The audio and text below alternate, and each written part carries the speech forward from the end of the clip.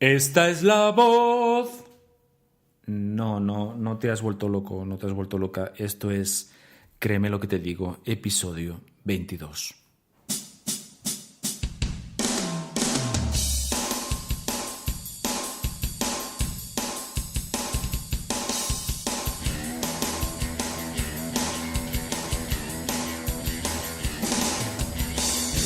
Bienvenidos y bienvenidas a Créeme lo que te digo, el podcast dedicado al mundo de la persuasión en el que voy a explicarte todo lo que tienes que saber para influir, convencer, inducir o inclinar opiniones a tu favor. ¿Quieres saber cómo ser más convincente? ¿Quieres aprender a debatir y discutir sin generar conflictos? ¿Quieres saber cómo hablar en público como un auténtico profesional? Y además, ¿te gustaría aplicar todo esto en tu vida personal y profesional? Si es así, créeme lo que te digo, es el lugar apropiado.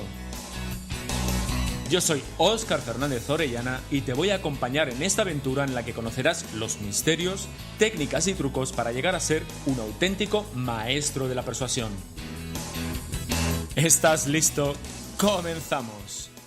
Bienvenidos a un nuevo episodio de Créeme lo que te digo, el podcast de la persuasión.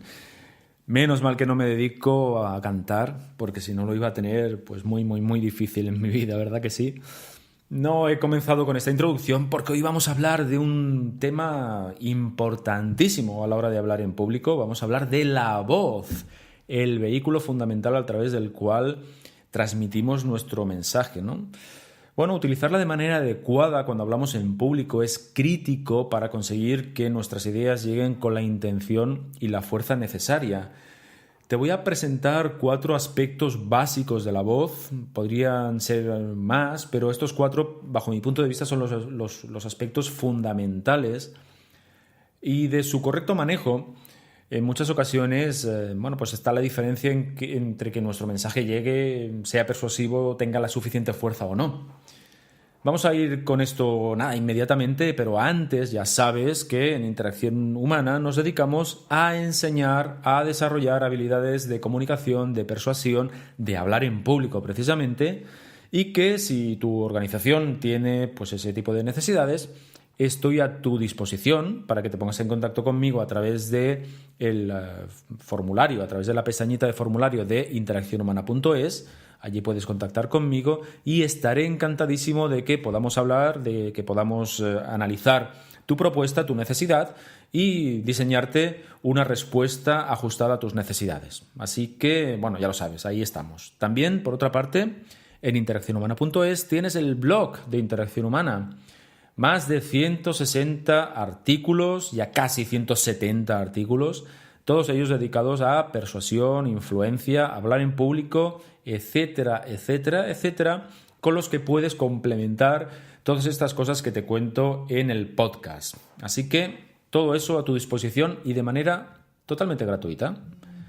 Vamos a los 4 elementos de la voz, vamos a estos 4 elementos importantísimos a la hora de hacer que nuestro mensaje, como te decía anteriormente, llegue con la suficiente fuerza, claridad e incluso, emoción, porque la voz no solo sirve para transmitir el mensaje, sino para generar todo aquello necesario para movilizar y persuadir a nuestra audiencia. Huelga decir que es la herramienta fundamental al hablar en público, más allá de las transparencias, más allá de casi te diría del propio contenido. Y como te decía, tal vez porque hacemos un uso habitual de ella o porque pensamos que cuando hablamos en público utilizamos la misma voz que al charlar con amigos, que al mantener una conversación con cualquier grupo de personas, pues a veces no le prestamos la suficiente atención y no le sacamos el partido que sería necesario sacar. Voy a ir muy directo, voy a ir muy al grano. Así no me paso del tiempo más o menos habitual, que son 20 minutos, como pasó en el episodio número 21, que me fui casi por encima de la media hora. Voy a ir muy al grano, vamos a los aspectos fundamentales, a los aspectos básicos, y vamos a comenzar con el volumen. El volumen. Muchas veces hay muchas personas que confunden tono y volumen, y para decirle a alguien que hable más bajito, le dice que baje el tono. No, el volumen es la altura, ya sabéis lo que es el volumen, ¿verdad? O es la forma de hablar con una fuerza menor. No es exactamente la fuerza, pero ya entendemos todo qué es esto del volumen. Yo puedo hablar un volumen más alto o puedo hablar un volumen más bajo. ¿Para qué sirve? Que esto es lo más importante. Más que identificar qué es, lo más importante es identificar para qué sirve. Sirve para enfatizar, para señalar las distintas partes de tu discurso o para significar diferentes intenciones. Por ejemplo, yo acostumbro decir que, y esto tómalo como algo, como una pauta general, no es siempre así, pero sí que es una pauta general. Yo acostumbro decir que cuando inicias tu presentación en público tienes que hablar con un volumen de voz un poquito más alto. ¿Por qué? Porque es cuando intentas captar la atención de tu audiencia, es cuando tienes que hacer que tu audiencia olvide todo lo que está haciendo y se centre en ti. También vas a aumentar el volumen cuando cierras tu presentación en público. ¿Por qué? Porque es el momento en el que enfatizar la última frase, es el momento en el que vas a comunicar a tu audiencia que pase a la acción, vas a decir a lo mejor el lema que te has preparado. Entonces necesitas, una vez más, energetizar a tu audiencia para que pase a la acción, para que no sea simplemente un receptor de mensajes, sino que con ese mensaje que tú a lo largo de tu presentación has trasladado, pase a la acción, haga algo. Bueno, pues ese hacer algo, pues le vas a ayudar a esa acción si el volumen de tu voz al final de tu presentación es un poquito más alto. Pero también puedes, por ejemplo, subir el volumen cuando quieras dar peso a una palabra, como acabo yo de hacer ahora con la palabra peso. O fíjate, puedes bajar el volumen cuando quieras crear, pues a lo mejor un clima más cercano, un clima más sincero, un clima más serio, como hacen los locutores de radio cuando en estos programas de madrugada dan paso a testimonios.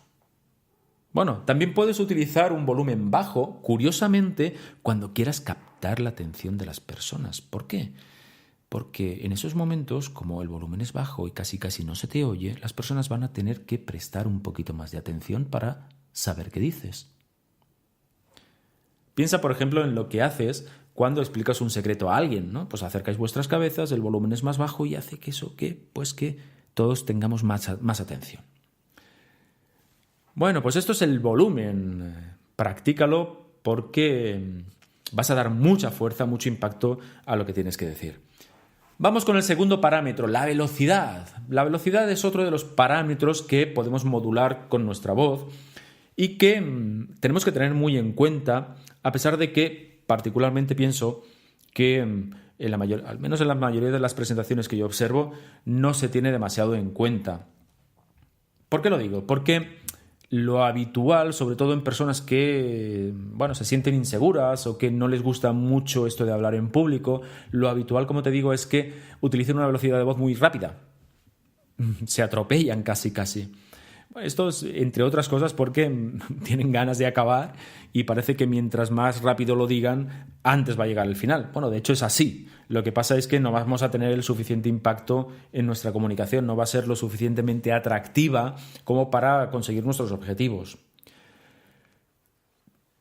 Fíjate, la velocidad de nuestra habla, tiene mucho que ver con la velocidad a la hora de respirar.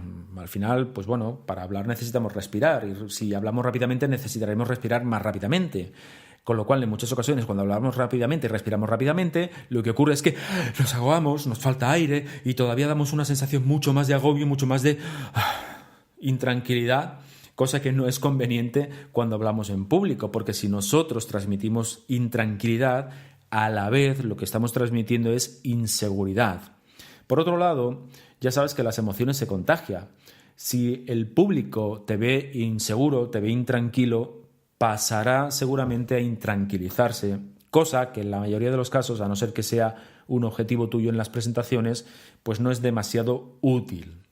Por lo tanto, tienes que controlar la velocidad de tu habla, tienes que a lo mejor incluso comenzar a respirar de otra manera distinta, de forma que, puedas dar énfasis a aquellas partes del discurso que realmente requieren dar un énfasis, en cambio, dar un tono más sosegado, más tranquilo aquellas partes del discurso pues que a lo mejor necesitan de esa tonalidad.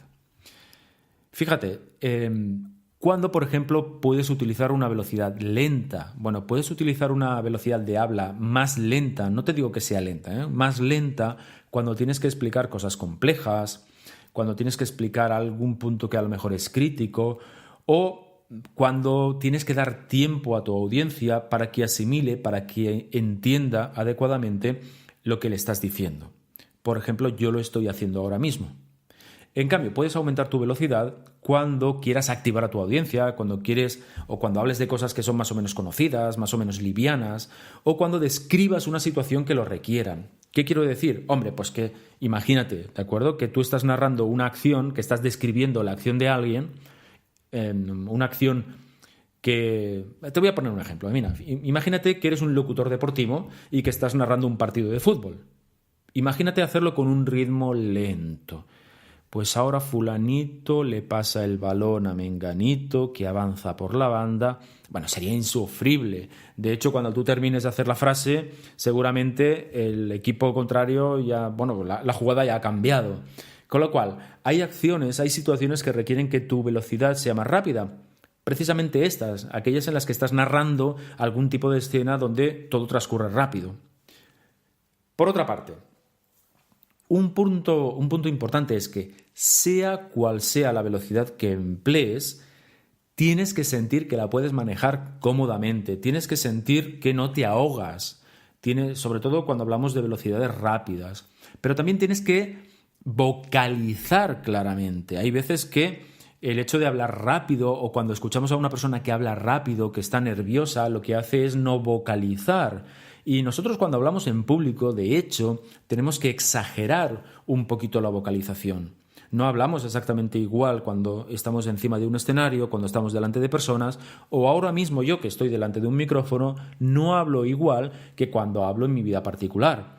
Yo no hablo exactamente igual en una formación que cuando salgo de la formación. Incluso cuando me voy con los mismos alumnos a tomar el café, no lo hago igual. Yo necesito vocalizar más en aquellos momentos en los que me estoy dirigiendo a una audiencia determinada. Pero tengo que mantener esa vocalización cuando hablo rápido, no solo cuando hablo lento. Y eso a veces requiere de una cierta práctica. Hay ejercicios para vocalizar. De hecho, hay personas a las que les cuesta vocalizar. Hay determinados ejercicios que, si queréis, un día podemos dedicar uno de los capítulos del podcast a determinados ejercicios que podemos hacer para mejorar nuestra dicción o para mejorar nuestra vocalización.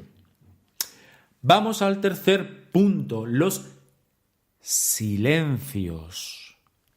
Bueno, el uso de silencios y las pausas es uno de los recursos más importantes para dar empaque profesional a tu presentación. Mira, tú puedes observar cuando un ponente, cuando un presentador, cuando una presentadora tiene tablas por cómo utiliza los silencios. Bueno, el uso de silencios para aquellas personas a lo mejor que son más novatas o que no les gusta tanto esto de hablar en público o que tienen cierta ansiedad, no lo van a hacer. Por lo que te decía anteriormente, ¿no? Porque están deseando acabar su presentación e irse a su asiento y que todo termine. Utilizar buenos silencios es sumamente útil. Mira, yo acostumbro a poner este ejemplo. No quieres... Hay artistas, yo estoy específicamente pensando en Estopa, un grupo español, el grupo español Estopa. Si escuchas la mayoría de sus canciones, no tienen pausa. Es que no callan. No hay manera de que no estén cantando. Bueno, pues a lo mejor te puede gustar mucho Estopa o no, da igual, pero en ciertos puntos agobian, o a mí me agobia. Es decir, no podemos permitir que eso ocurra cuando estamos hablando en público. Necesitamos hacer pausas, entre otras cosas, porque estas pausas son sumamente importantes para dar énfasis a determinados conceptos, a determinadas ideas. Una pausa actúa como, ¿sabéis los rotuladores fluorescentes, los marcadores estos fluorescentes con los que subrayamos las ideas importantes en un libro, por ejemplo? O al menos yo lo hago. Los silencios funcionan igual. Imagínate que yo te quiero decir lo siguiente. Mira, yo te voy a decir ahora mismo que los silencios son importantes a la hora de hablar en público. Y para mí esa idea